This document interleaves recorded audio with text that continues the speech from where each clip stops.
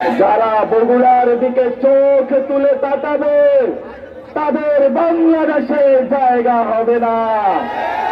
বগুড়ি চাঁদাবাজদের বিরুদ্ধে সজাগ থাকবে, বগুড়াবাসী মাদকের বিরুদ্ধে সজাগ থাকবে, বগুড়াবাসী সন্ত্রাসের বিরুদ্ধে সজাগ থাকবে।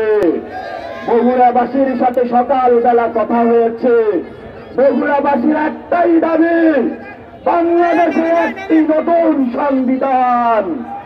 কারণ ৭২-এর যে মুজিব সংবিধান রয়েছে, এই মুজিব সংবিধান দিয়ে বগুড়াবাসীর উপরে গত ৫০ বছরে শুধু জিয়াউর রহমান জন্মগ্রহণ করার কারণে নির্যাতন চালানো হয়েছে। আমরা আবার ঘুরে দাঁড়িয়েছি, ব্যক্তি পরিচয় না, কার কোথায় জন্ম, আমরা ৬৪ জেলায় দাঁড়িয়েছি বাংলাদেশকে একই সুতায় গাঁথার জন্য। বগুড়াবাসী আপনারা সজাগ থাকবেন। পার্শ্ববর্তী দেশ থেকে মিডিয়ার মাধ্যমে, ওই দেশের এস্টাবলিশমেন্টের মাধ্যমে মাঝে মাঝে উকি দেয়, ওই উকি আমাদের বন্ধ করতে হবে, তাকে বিচারের আওতায় নিয়ে আসতে হবে। বগুড়াবাসী সবচেয়ে আপনাদের সন্তানদের উপরে এই সময় নির্যাতন চালিয়েছিল খুনি শেখ হাসিনা। আপনারা খুনি হাসিনার বিচার চান? আপনারা আওয়ামী লীগের বিচার চান? আপনারা কি নতুন সংবিধান চান? আপনারা কি এনসিপির হাতকে শক্তিশালী করতে চান? আপনারা কি হাসনাত আব্দুল্লাহর হাতকে শক্তিশালী করতে চান? আপনারা কি আখতার হোসেনের হাতকে শক্তিশালী করতে চান? আপনারা কি সার্জিস আলমের হাতকে শক্তিশালী করতে চান? আপনারা কি নাহিদ ইসলামের হাতকে শক্তিশালী করতে চান? আপনাদের সামনেই তারা এসেছে। আমরা স্পষ্টত বলতে চাই, ঢাকাতে নতুন করে বুদ্ধিজীবী আবিষ্কার হয়েছে, বলে যে উচ্চ কক্ষে যদি পিয়ার হয় বাংলাদেশে নাকি নির্বাচন বানচাল করা হবে। উচ্চ কক্ষে যদি পিয়ার হয়, সংখ্যানুপাতিক যদি নির্বাচিত মেম্বার হয়, তাহলে বাংলাদেশে যেই ধরনের স্বৈরতান্ত্রিক ব্যবস্থা গত ৫০ বছরে ছিল তাকে আমরা সমূলে উৎপাদন করতে পারব।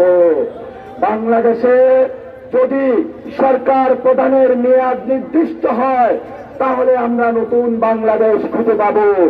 বাংলাদেশে যদি আমরা চাঁদাবাজি বন্ধ করতে পারি, সন্ত্রাস বন্ধ করতে পারি, তাহলে এই নতুন বাংলাদেশ পাব। আমরা বিপ্লবী সরকার গঠন করতে পারতাম, কিন্তু আমরা জনগণের চোখে আঙ্গুল দিয়ে দেখিয়েছি গত ১ বছরে কারা চাঁদাবাজির সাথে জড়িত ছিল, কারা সন্ত্রাসের সাথে জড়িত ছিল, কারা লুণ্ঠনের সাথে জড়িত ছিল। জনগণ তাদেরকে চিনে নিয়েছে। জনগণ এখন ঐক্যবদ্ধ।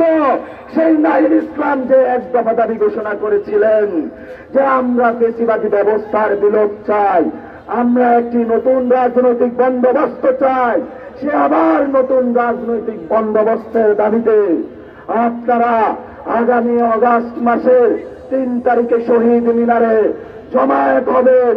জাতির ইশতেহার আমরা ঘোষণা করব, বাংলাদেশের ঘোষণাপত্র আমরা দিব। কোন দল বাংলাদেশে জুলাই শহীদদের নিরাপত্তা, আপনার সন্তানের নিরাপত্তা, আপনার শিক্ষা ব্যবস্থার নিরাপত্তা, আপনার স্বাস্থ্য ব্যবস্থার নিরাপত্তা নিশ্চিত করতে পারবে না। সেটা আগামীতে আগস্টের ৩ তারিখে শহীদ মিনারে আপনার সন্তানের ভবিষ্যৎ, আপনার বউয়ের ভবিষ্যৎ, আপনার মেয়ের ভবিষ্যৎ, আপনার জামাইয়ের ভবিষ্যৎ, আপনার ফ্যামিলির ভবিষ্যৎ আমরা লিখবো ইনশাআল্লাহ। সেই পদযাত্রায় আপনারা সামিল হবেন, আমাদের সাথে থাকবেন। বাংলাদেশ এগিয়ে যাবে। বগুড়া থেকে এনসিপির নতুন বাংলাদেশ গঠনের জয়যাত্রা শুরু হলো ইনশাআল্লাহ। সাথে থাকবেন সবাই।